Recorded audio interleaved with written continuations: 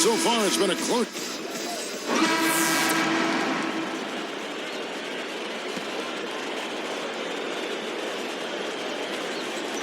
Suns trail by 7.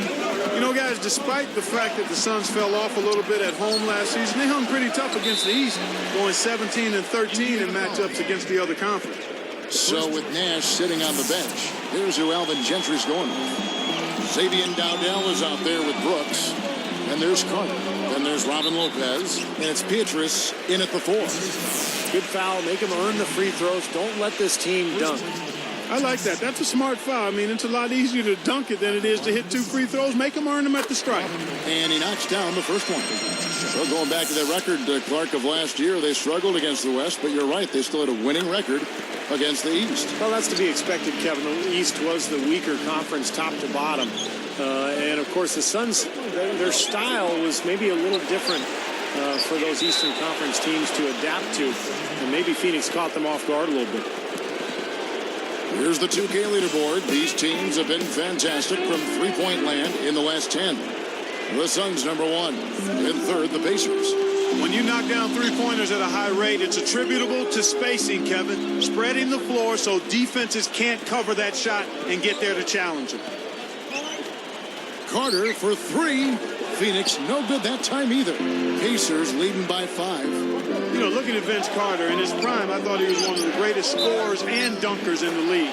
Maybe top 5 in both categories, but now at 34 years old, he's grounded a bit. First, we're talking about Vince Carter, not one to ever make excuses, but you heard through the grapevine, Steve, that his knees are starting to be a problem for him. Well, Clark mentioned his age. I mean, that's just the reality of playing in this league, particularly somebody like Vince Carter, who's a high flyer. You think about all that impact on his joints and his knees and his ankles. It takes its toll. I mean, you know, his days as a superstar are behind him, but Carter still with the ability to be an effective player out there. Outside Jordan, easy shot. That falls. Great assist by Darren Collison. Jordan's got 5 points now in the quarter. Here's Dowdell, guarded by Jordan. The shot's good from Carter. Carter's got 11. Here is Collison, averaging 8 points a game. Posey passes to Jordan, and it's blocked. I think he's capable of shooting the ball much better than he has so far. I don't think there's any doubt about that, guys. Here's Dowdell, coming in off a 10-point performance last game out. From past the arc, and the rebound goes to the Pacers. Hansborough's got his 5th rebound right now in the game. This game coming on the heels of their win against Chicago. Now, they were good in a lot of areas in that game, but what allowed them to run away with it was the offensive work. I mean, they were really impressive at that end. Steve, they had a pretty easy time of it on the offensive end of the floor. There's no denying that. And here's Brooks from outside. And yes, sir, that one drops. Brooks has got himself going with the triple, his first basket of the game. He kicks to Posey. From 17 feet out. Jordan can't get it to go. Well, neither team has really gained an edge rebounding-wise here, and the score reflects that. Well, if one team can start hitting the boards harder, I mean, it'll give them a good chance to pull away. Dowdell. Posey with the rebound. Pacers leading by 4.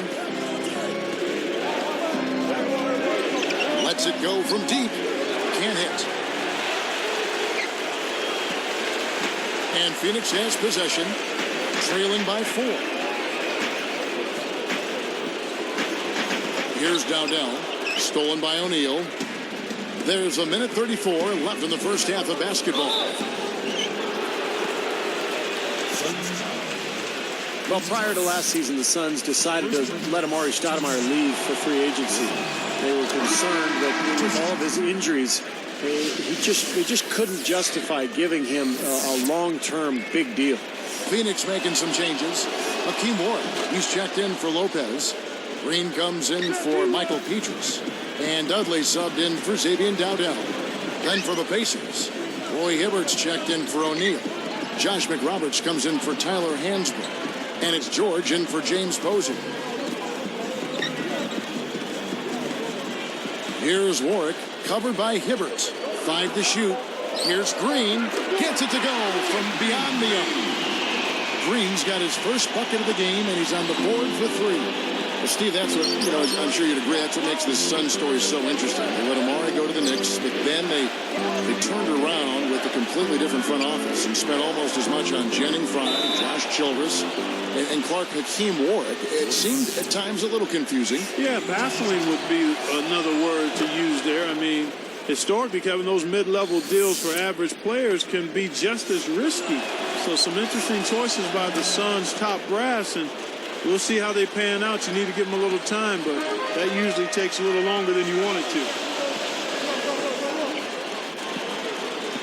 Brooks outside.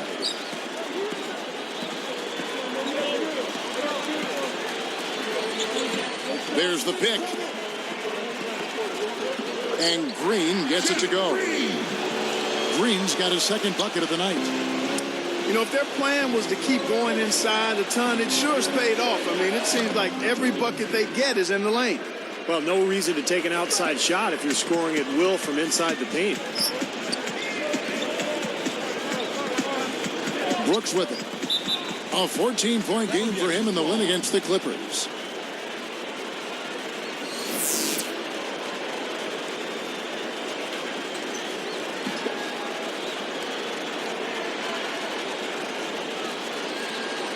Here's Brooks, averaging 14 points a game. Warwick. Brooks kicks to Carter. Outside, Green. Trying to answer back, but that 3 is off the mark. Here's Jordan. No good on that last second attempt there. And so we conclude the first half. Pacers lead by 6. And we're at the midway point. Out